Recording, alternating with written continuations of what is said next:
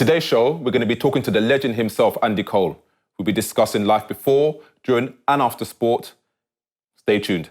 All right, so you was born in Nottingham. That's right. What was life like in Nottingham for you? It was cool because I come from a big family. I got like 6 sisters and 1 brother. How was that growing up with 6 sisters? 6 sisters. Man. I mean, I just ended up with nothing but love when I was younger. So it wasn't a typical Caribbean household for me. But I wasn't there long. Cause I was only there till I was 14. I left home when I was 14. How come? Long story, man. You know when you got a Caribbean dad and he makes all the rules and you start rebelling early doors. Yeah. So I left home when I was 14. When I went. Did you walk out? He kicked you out? No. You know what? My mum started out really well. My mum always used to say to me when I was like young, I was always getting in trouble and that. She always used to say to me, I mean, two balls in 1 pen. Don't work. Two male figures, it don't work. So I had the opportunity to go to the national school then, which was at Lillyshaw. So obviously I went through all the trials and got through there and ended up getting in there. So I made a choice. It was like staying at home with my dad, obviously arguing with my dad all the time, being out with my brethren, going on with the madness, or make the decision to go and play football. Because, I mean, at that age, people thought I had a bit of talent. You know, I mean, I was just a little bit too stubborn at times and headstrong. So I made a decision then after my mum saying that to me and speaking to my mum, my brother and that. I made a decision. I don't think people understand when you go away at such a young age. You haven't really grown up yet, have you? You've not grown up at all. But you're going to grow up with 15 other boys of your age. And, you know, when you're at that age, you know, you're not... impression's a wrong word, but you're living with these guys day in, day out. You're going to live with them for the next 2 years. And it's growing up. Everyone's got to find their own position in the 16. If you don't find your position in that 16... Then it's going to be hard. Yeah. As you know in sport, you know, the weak usually fall by the wayside. Racism was a bit of a thing as well. You have to deal with it. Remember, in my year, there was only 1 other black brother. Wow. You know, the school was predominantly white kids. Yeah. So me and him used to roll all the time. But in saying that, you know, the rest of the kids in my age were obviously trying to become footballers. We all looked after each other. So no one saw any colours when we're together. That's good. Which was really good. Yeah. All right. So once football established itself, how did you cope with the fame and the money that started to come in? Because obviously, from experience with myself, I went from starting out early ages, running well, not earning no money. Then all of a sudden, just like a blink of an eye, I went from broke to earning a hell of a lot of money. Now that changed my mindset. It made opportunities more available to me. It made me more attractive to sponsors and women, but it was so much of a big extreme. How did you cope with that? To be fair, it was totally different for me. I mean, because I remember, obviously, I moved to London. I lived just up the road. With my sister. So I was living with my sister from I was like 14, 16 and moved in my sister full-time when I was 16.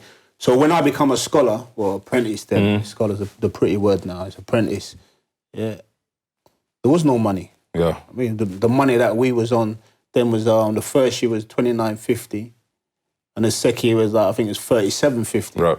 So when you're talking about 16, 17, 18, there was no money. There was no money. In comparison to now. But starting as an apprentice, that's what it was for them. You know, and then coming out at over £100 a month.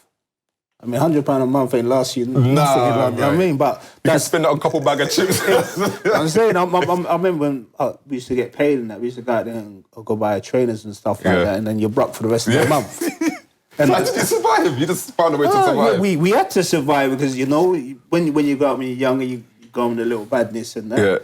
You know, and then we used to get a couple of tickets for the games. As apprentices, you used to get a couple of tickets. So for the big games and that, you could move the tickets onto the touts. It makes sense. Makes sense. You make your money back. And then you make yourself a little bit of money. So for the big games, then, I don't know, it could have been like £30, £40 for a pair of tickets. That works. That was more than I was getting paid. Yeah. I'm saying, so that's how we was ticking over then. I mean, to make a little bit of money, just go out there and make a little bit of money to like top you up until the end of the month. Yeah, and then carry on from there. There you go. Awesome. All right, so one of the questions I've got, what was your biggest success within football? I'm going to ask the same thing, in football and out of football. My biggest success was actually doing it. I mean, I sit and I think now, you know, to complete what I went through, to actually get there. And because in football, there's swings and roundabouts, there's people talking about arrogance and chip on your shoulder and all that. But it's not just that, it's what you actually go through to get there. I mean, there's a lot of hard work, there's a lot of mind games. You know, there's a lot of kids who fall out of love with it because it's so tough. So I look back now and I start saying to myself, you know, to actually get there in the first place. I mean, it's a massive achievement. All right, so what we observe now, 'cause myself and some of the coaches that work here, we noticed that when kids start when they're really, really young, by the time they get to their teenage years, they've had enough of it. And is that because they've started so young, or is it because it's so much of a push from the parents and the coaches? Well, it all depends. For me, personally, it all depends. You know, if you've got them pushy parents, it's very, very difficult. But a lot of kids fall out of it at a certain age. They've given so much at a certain age, and then when they start seeing the mates all growing up, they want to follow. You know what I'm saying? So with me, it was like I remember one of my brethren said to me when I was younger, he said, "Nah, it's not for you. It's not for you. What we're doing is not for you." And I said, "Nah, you know we're on this." He said, "Nah. We know you got a talent, yeah. So we can't deter you from doing what you're doing." Interesting you say that. So what we do, we're going to stop you from doing, but we want you to go and play football. That's so interesting. So I remember one of my brothers used to say to me, Match of the Day's on, you know, what are you saying? I said, yeah, I got to go watch Match of the Day. Yeah. So when I was going out there, man used to run me and say, he's going to go watch football anyway. Yeah. You know, so that's the way I grew up when I was younger. You know, I was always very focused. But on the flip side of that, I knew I had that self-destruct button at any stage. If someone says something to me in the wrong way, I turn around and tell him about himself, and then everything's spoiled. Yeah. There you go. So how did you curb that? Because it's quite easy. Where I find males are easily distracted, and it's easy for us to be going on the path what we're doing because the long-term goal is to be great in whatever you choose to do. But if when your friends turn around and say, let's go out tonight, it's quite easy for us to say, yeah, because we thought that we're missing out. How did you curb that? How did you stay away from that? Because it never really bothered me. Having a night out them times wasn't really bothered because, you know when you're focused on stuff. Yeah, you got your mind. And I was very focused on what I want to do because I want to make my parents proud. And, you know, I knew what I was like when I was younger. So in the back of my mind, I was saying to myself, I don't want to let them down. Yeah. I mean, me personally, it's like, yeah. If a man says something to me, I'm going to tell him about himself, but I can't afford to let him down. So I always try my best to curb my temper. I always try my best to curb it. But like I said, I always knew that if someone says something to me untoward, I've got to tell you about yourself. Yeah, and put them in their place. Yeah, definitely. Oh, interesting. All right. What do you wish you knew now that you didn't know then? Everything. Everything. I haven't running no joke. Everything. So if you could talk to yourself back then and say, Andy, don't do this, do this, what would you do differently? But then what you've gone through is put you in a unique position where you can then take what you've given into somebody else. And that's why I look back and I say to myself now, I can't say I would change anything because, I mean, the maddest thing happened to me the other day. I was with my nephew, my nephew coaches, and he works for a certain team. So where he works, the kid that I was with when I was at Arsenal is there as well, but obviously he's a year younger than me. So he found out that he was my nephew and he speaks to my nephew and he said, my nephew, I hope you're not like your uncle. And he said, what do you mean? He said, your uncle was lively, he was really lively, man, and you couldn't really talk to him like that, you know. So he started laughing. He said, no, I'm not like him. I'm not like him, but I understand. And that resonated with me because I'm saying to myself, that's over like 30 years ago, and man can still remember what I was like. And I was laughing. I said, I wasn't that bad. I wasn't that bad. And I spoke to my sister last night and I said, explaining it to my sister. My sister said to me, Andrew, you know you was that bad. You was lively, bro. Yeah, but I can't, you can't see that, Yeah, I can't see it, but when people start saying things like that, you know how lively he was. Yeah. I mean, so it's one of those ones. So I'll try and change those kind of things, but in saying that, that would take away from what I was. Yeah. And what you become now. Exactly. All right, so when the opportunity came to play for Manchester United, now help me with this. So was Sir Alex Ferguson in power then? Yes, he was, yeah. So what made Alex Ferguson so great as a coach? People person. Okay. He understands people, management skills. I mean, society, the way it was back then, you know, you could deal with certain individuals the way you wanted to deal with those certain individuals. Him, the way he is now, can deal with these society children now, same way he dealt with us 20 years ago, 30 years ago, 40 years ago. I mean, starting out in football, a coach could tell you what time it was, tell you about yourself, where he wanted you, how he wanted you to do it, and what you couldn't say nothing to him. If you piped up a little bit, a man tell you about you're arrogant, you got a chip on your shoulder. Though that's the way Sir Alex started managing. Then as times changed, he moved with the times. And for all the managers I've ever had, yeah, he was the best manager to move with the times. And I mean, it was a joke thing. You'd turn around and say to yourself, oh, how did you actually get that? Yeah. You know, sit down and talk to you, reason with you. You got a problem at home, your family, your kids, your blah, blah, blah. Anything you could go and sit down and talk with him about. But he always knew, I've got a problem here because he's not the same or whatever. So that's why he was so good. And how did he help you? With me, I kind of like likening to my dad. Yeah? But he spoke a lot more than my dad. But he understood me. You know, he understood that at any stage, I just rear up. Yeah, but he could coach that very well. They used that temperament in your football? Oh, yeah. Definitely. He used to turn around and say to me, "Oh, you're the only individual who could start around an empty house." I mean, he used to say them kind of things to me, yeah? And it caused you to be like, what do you mean? Yeah, and I used to laugh at him. I said, what do you mean? He said, sometimes I don't know what's wrong with you. But I used to laugh because I know then he's figured me out. Yeah. He's figured me out proper. And that's why I enjoyed being around him so much, you know. Being left out of the team, I've got so much. I'm a typical black man. I mean, I have so much pride. Everything's about my pride, my family, my heritage, and everything. He always used to say to me, you know, with you, your pride. It's your pride. It's your pride. Yeah, it's my pride because that's where I've been brought up. Yeah. You know, that's our upbringing. I mean, if I lose my pride, that's a man out of nothing. Yeah. You know, and that's why I've always seen things. Do you remember your first goal for Man United? I'm going to always refer to Man United. Yeah, for Manchester United, against Aston Villa at Old Trafford. Do you remember what year was that? Yeah. 95, that would have been our year, wasn't it?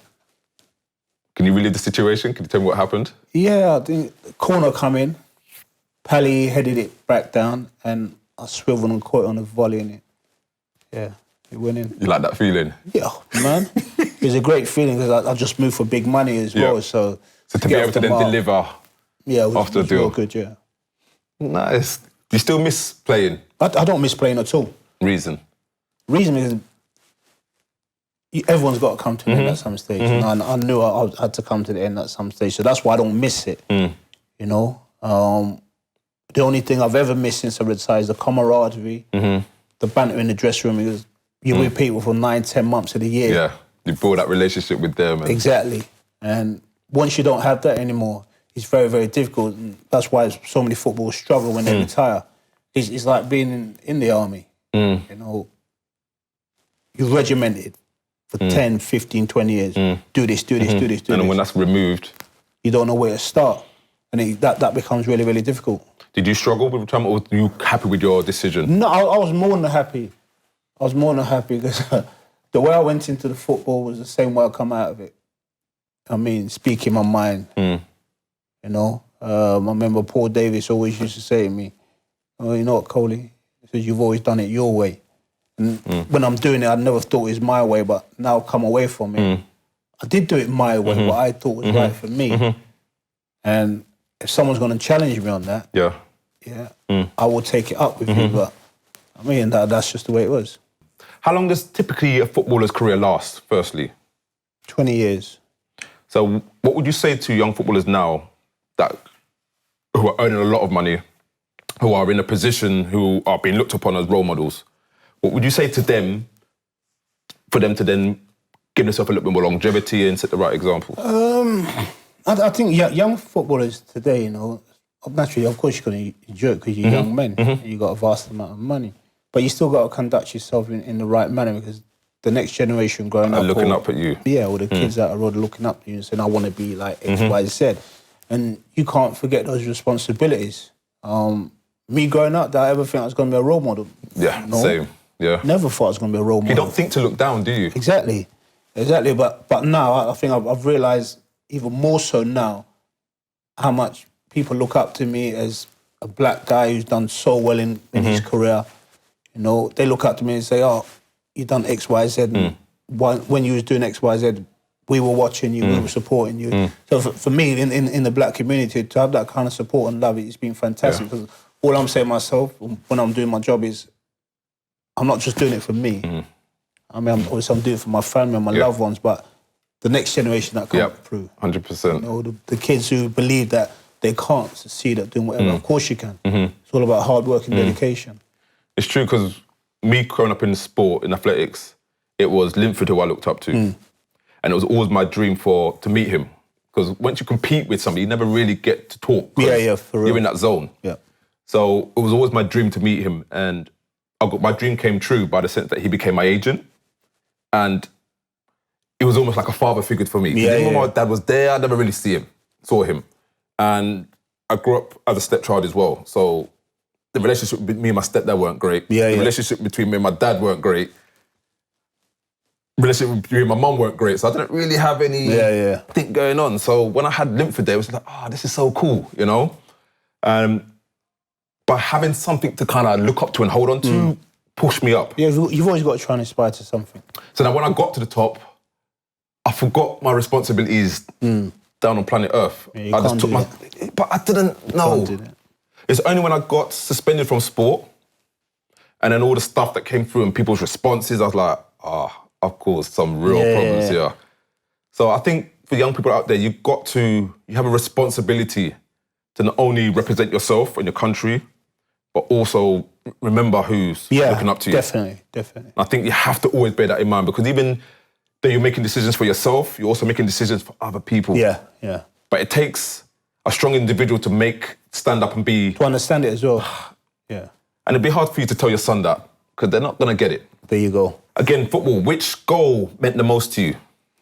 I think they all meant the most, but most probably the one against Tottenham at Old Trafford. That was the first part of the treble.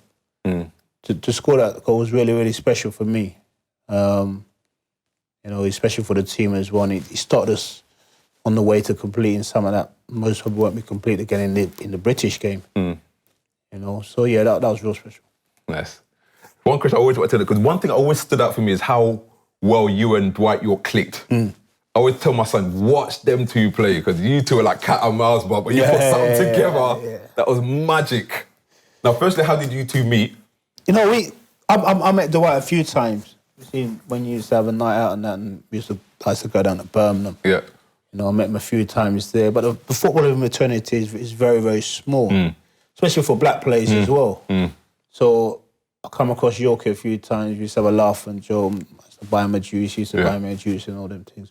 But I didn't know him any further than that. Right. You know, so when he come to Man United, he was like, he come, I showed him around the place, invited him into my home and all those kind of things. And we just hit it off. Yeah. Off the football pitch. Just clicked, yeah. Off the football pitch. Because we're polar opposites. Yeah. You know what I mean? Polar opposites. He's a man, you know, we all know his reputation. Yeah. I mean, he's doing his thing. I'm the other way. Whatever he's doing, if he's out for the night or whatever, I'm taking the night indoors. Yeah. I'm saying. Yeah. And that's just the way we were, you know. He wanted to be at the front of the queue. I'm the kind of individual, I'm coming at the back of the queue. I'm cooling off, yeah. You know what I'm saying? I'm in no rush. There you go. Now, if anyone sees me going anywhere, they're going to see me in last, and he's going to be first.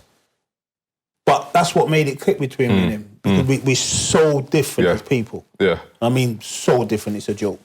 It's an absolute joke, what we are as people. But we get on. Yeah. And we get on so well. And I've known him over 20 years now. We've never, ever had a crossword. We've never fallen out. We just roll with things. Yeah. I mean, most of the time now, when we're playing as well, I look at him, I laugh and he knows exactly. What I'm thinking. You know, and that's just the way we've got on. So how did you put that onto the field? How? It's easy. For me, it was easy in the end because, like I said, because we polar opposites, we just went out there and we played like we were playing on the park. You know. So this is my thing. Now, when teams go out and play, do they play to a script as such, or you just go and play? You have to go and play. Ultimately, your manager gives you his footing, what he wants, and you know how their opponents are going to play. But ultimately, once you're out there, just go and play. You got to go and do your thing, and it's as simple as that. Which team did you hate playing against? You know, I'm asking these questions because I went barbershop today to get my hair trimmed. And I know these men in the barbershop love football. So when I said I was going to be having a talk with you, like, oh, yeah, I've got this question, let me ask this question. So they were like, oh, this one. They're all tough teams. Yeah. They're all tough teams. But when you're at the top, like the teams like Arsenal and, like I said, Chelsea came a little bit later. When you're playing against them, they're really tough because they want what you want. You know, so those 2 games over the season, of course, are going to be tough because we're competing against each other. You know, so those ones, Liverpool, I love the Liverpool game because the rivalry between, obviously, Manchester United and Liverpool was huge. So I love that game. So those kind of games, but in saying that, I loved all the games because every team wanted to beat Manchester United. You know, every team, it was their cup final against Manchester United. So we never had an easy weekend. Manchester United of old to the Manchester United of today, what's changed? Is it because Alex Ferguson's gone? Yeah, everything changed because you lose your manager, he retires, new manager comes in, new ideas. You know, so it's a process then, isn't it? It's a process of looking at things in a different way, rebuilding. And that's what Manchester United is going through at the moment, you know, rebuilding again. It's going to take time. Liverpool did it. You know, Manchester United, we dominated. Liverpool were nowhere near. Yeah. If you look at Liverpool now, so they're competing with Manchester City, you know, but Liverpool are there or thereabouts now. And it's taken them 20 years to get to where they are. Who stood out as a footballer when you were playing? So for me, it was Linford Christie. When you were growing up, who did you look up to and say, I want to be like him, or he really stands out? I didn't look up to anyone when I was playing because I'm in it. But my pioneer to try and get me to where I was Sir Regis. I loved him. I just loved the way he conducted himself as a black man. I loved the way he took the flak.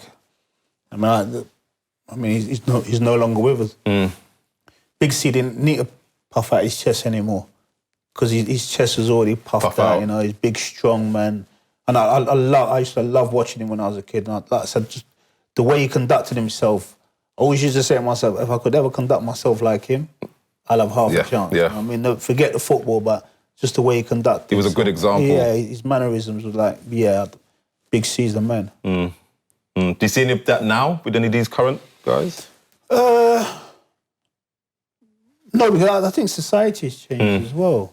I think that's changed. I think, you know, the way Raheem's conducted himself now, I really do like. I like the way he's going about his business and, you know, talking about certain things the way he should do. Yeah, the way he's dealing with it. Yeah, I like that because I know if I was playing now and all this madness is going off now, you know, there'll be certain things I'll be saying that people won't be happy with.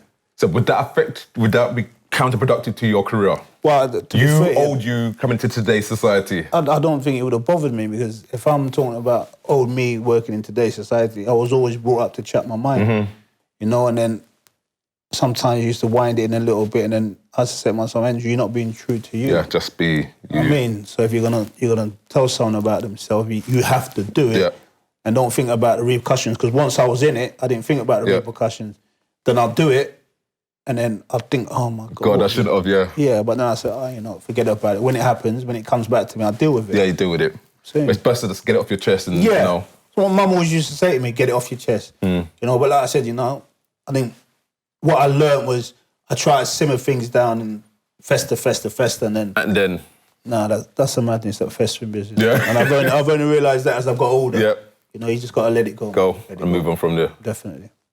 But the subject I want to really talk about is, we met a couple of weeks ago at the ACLT charity.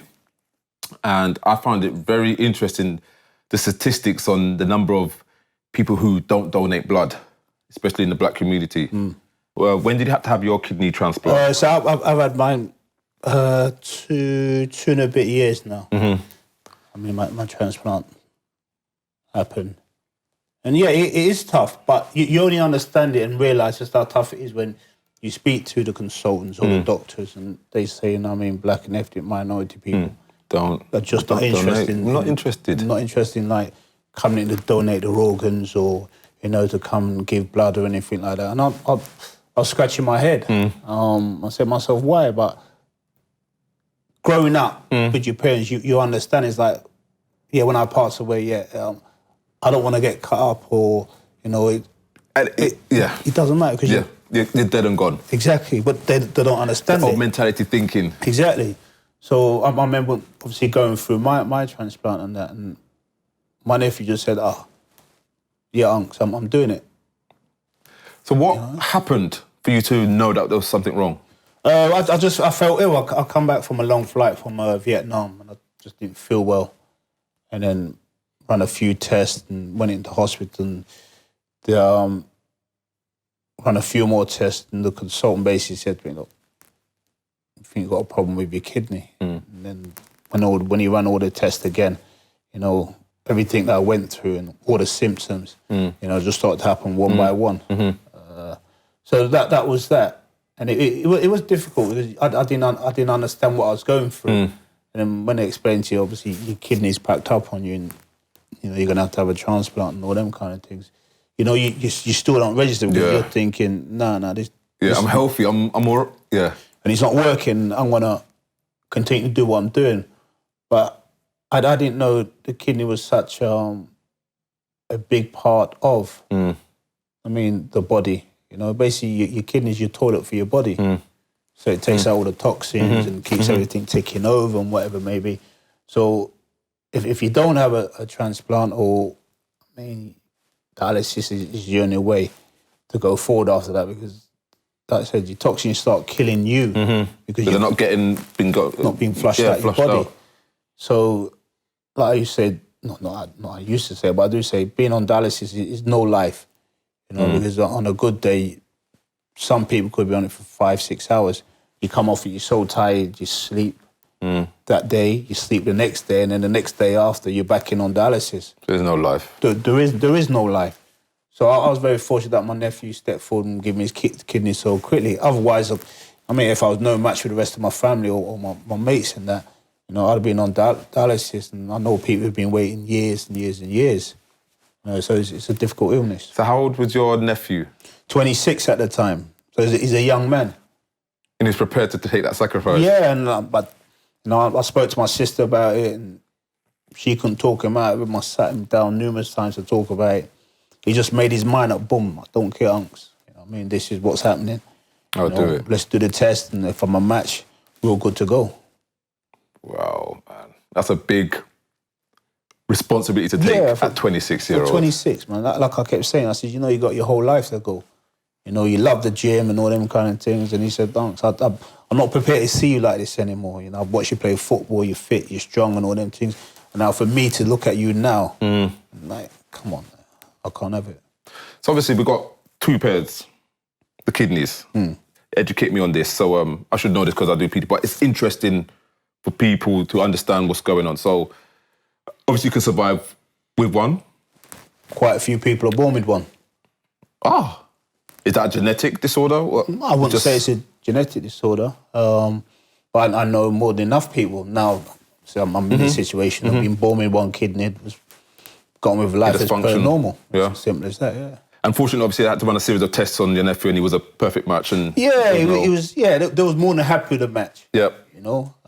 So they just worked with it straight away. As soon as they knew, boom, they was prepared to crack on with it. Yep. Because Tuesday, I was down to like 7% kidney capacity. Aye. So you're not really functioning. Aye. You just, you're just sleeping, constantly sleeping, non-stop. So just good to go. And that one, you wanted to be yourself, and obviously... Yeah. I've been a sportsman all my life, so I know no better. I remember when I was still going to the gym.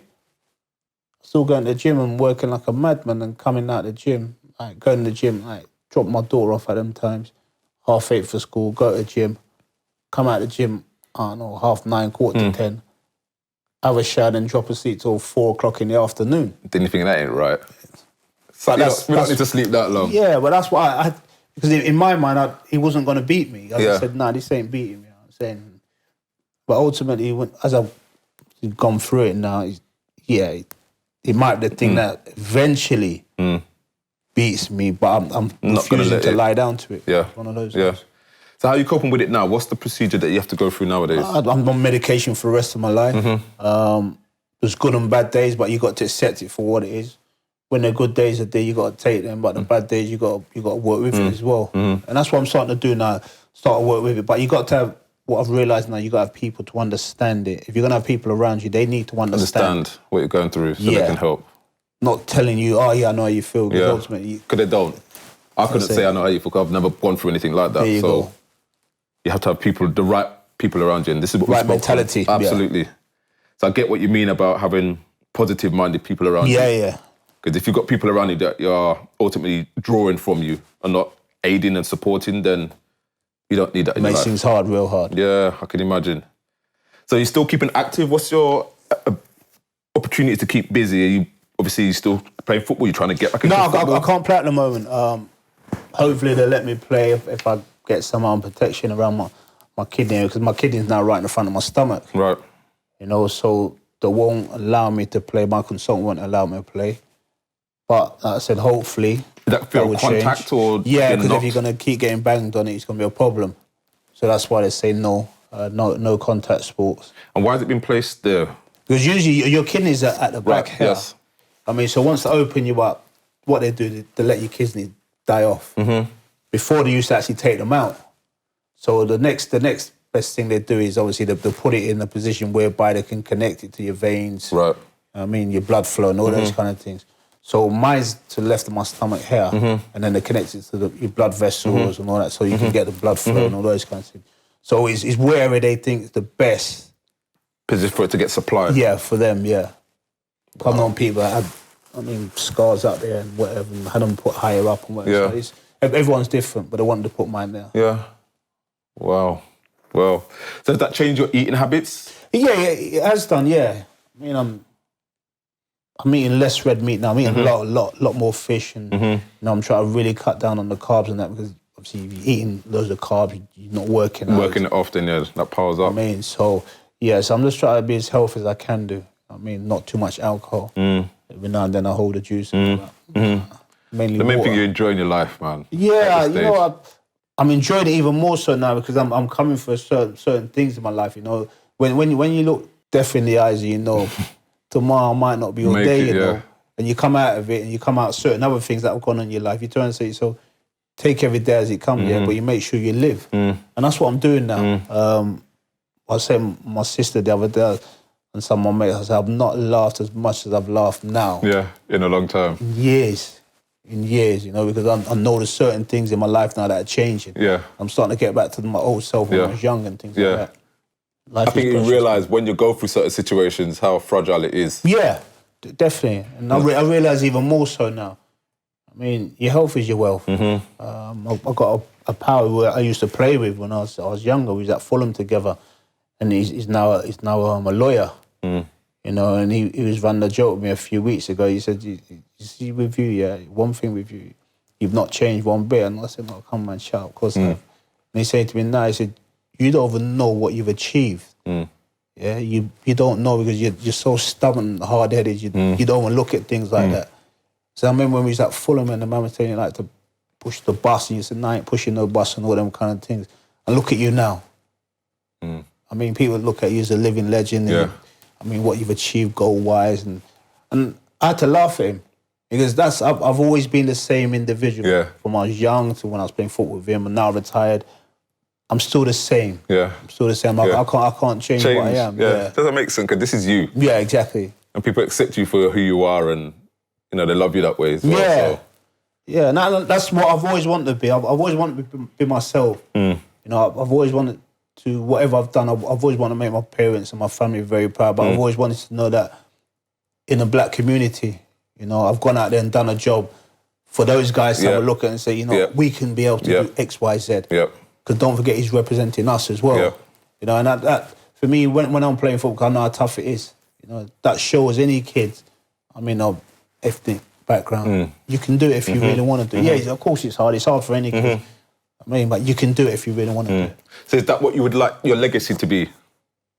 Yeah. What do you want people to know you as? Yes, they know you're a football career, but what? No, know the me as lasting me. word? I didn't know me as me. I think the most important thing for me, and I always used to say to myself, yeah, I've never ever been into the razzmatazz. I mean, I do my football, I go home, I chill out, I go out with my boys or whatever it may be, and have a laugh and joke.